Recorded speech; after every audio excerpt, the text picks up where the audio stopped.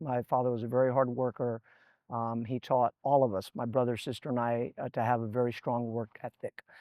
He taught us that families first. Priorities are great grandkids, grandkids, and then us. But family is tops for him. Um, oh, and then he also likes to drink coffee with his buddies, but but family. My whole goal was to emulate and be as good a father as he was. I hope I succeeded. My dad, as hard as he worked, he always took time to be our baseball coach. So in Little League, he was our baseball coach. And I remember one time I think one of the first practices we had, he was trying to teach us the why warming up is good for you. And so he pulled out these little rubber bands that my sister used for her braces, and he had everyone stretch the rubber bands I guess to show that's how your arm is, that have to get your arm set up. And I just remember thinking, I can't believe we're doing stretching these little rubber bands. He very much deserves this. He's just a good person, always smiling, always joking around, big jokester. I'm very proud that he's getting it, that it's again well deserved. Um, I would tell him to keep his acceptance speech short, which I know it's not going to happen, but I'm sure it's going to be peppered with a lot of jokes. But just that I'm very proud, and I know it means a lot to him.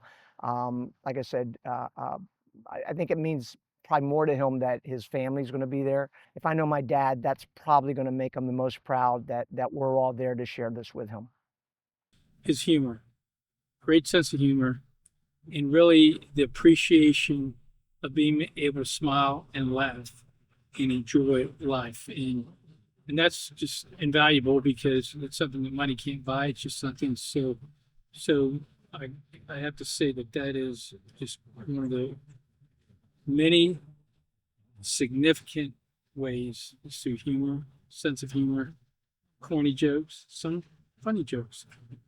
But the ratio is about 10% funny, but great sense of humor and great ability to laugh with people. He has taught me the to appreciate the small things. So that's one thing I've always noticed about my dad, just very small things, basic things. He was very happy and appreciative. And again, numerous memories and remember great, awesome times going to play racquetball with him on Sunday mornings and going to the Bucks game. As a kids were growing up, great memories at the Central Studio with the old guys over there, and then coffee Saturday mornings. So yeah, I don't know if I can nail it down to one. There's just numerous memories. There's one classic memory that sticks in my mind. When we were playing Little League Baseball, and he was our coach every year, every single year. First day of practice, get everybody round up, sitting on a knee. He'd pull out a rubber band and say, "Your arm is like this rubber band," and start stretching it out. So that was a classic Bob Garcia coaching for many years, telling the analogy of being able to warm up and making sure we warm up good and pulling the rubber band out and stretching it. He'd take it, stretch it. My father influenced me to become an attorney. When I graduated from college, I was a journalism major and I thought I would work at a newspaper.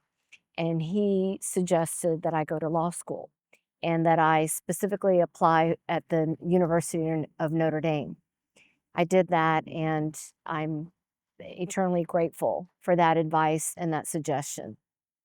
My father's taught me the basic values, how to be kind, honest, work hard, just traditional human values. In particular, my dad has always been a big family person. When I was young, very young, he was a teacher in his first career. He would take me to school with him sometimes. So I can remember that. I was very young. And when I was older in law school, he would take me to go visit judges for appointments.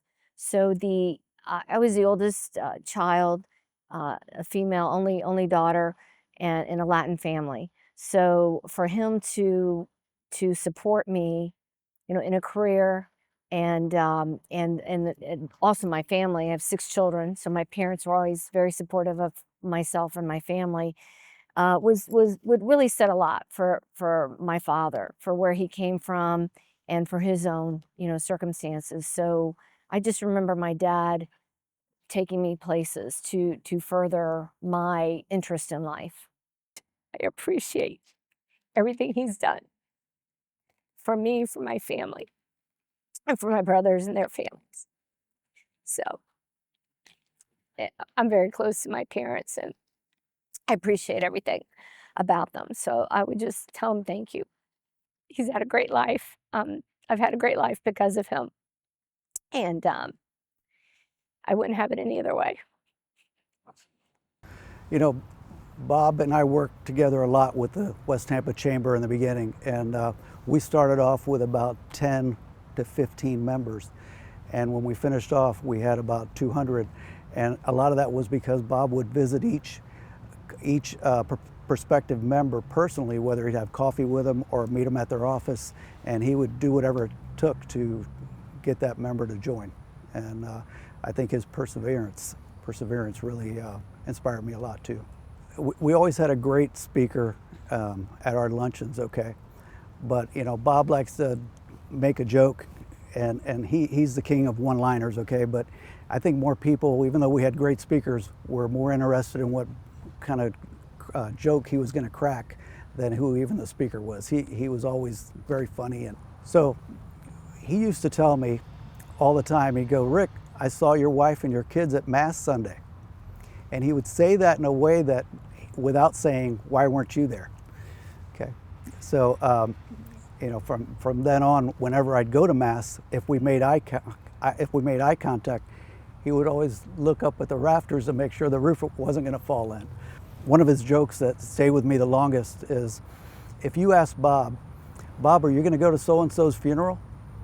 And I can see his wife right now rolling her eyes, okay? And he'll say no, and then he'll say, "He's not going to go to my funeral, why should I go to his?"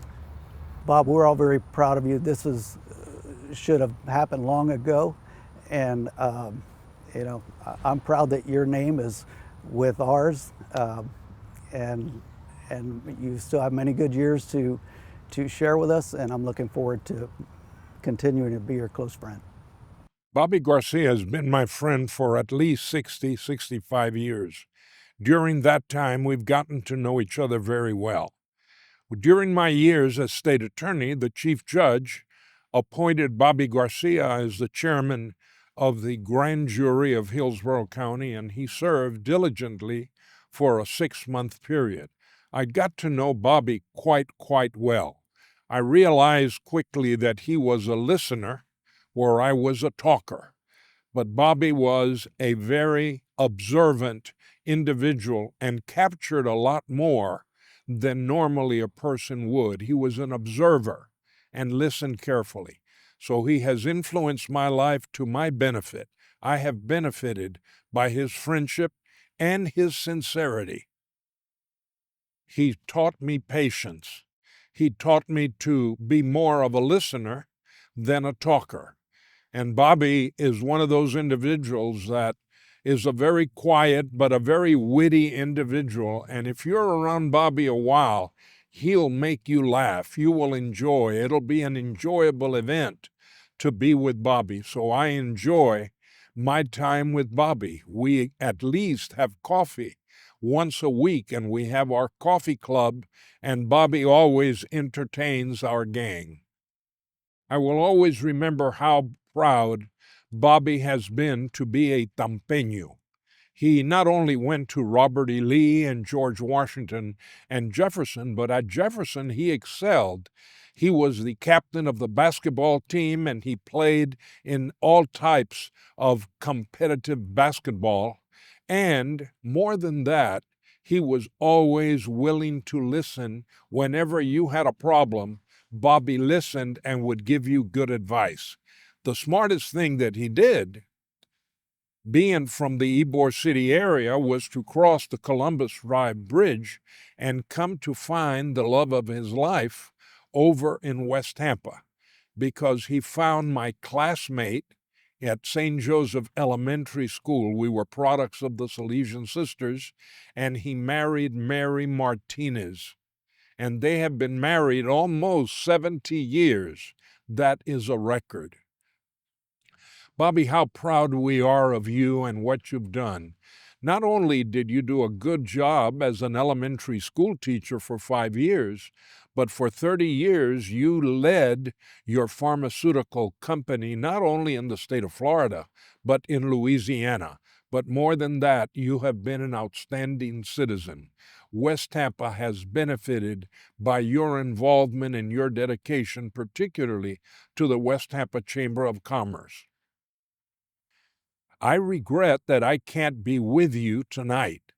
It so happens that before you'd selected this date, I had already committed to be at a ceremony in Washington, D.C., and my wife and I will be in Washington while this program is going on. But I want to be the very first to wish Bobby a very happy birthday, because his birthday is the day after this event, and you could not have selected a better person to give this award to, and this is probably the best birthday gift he is receiving in a long time. Happy birthday, Bobby.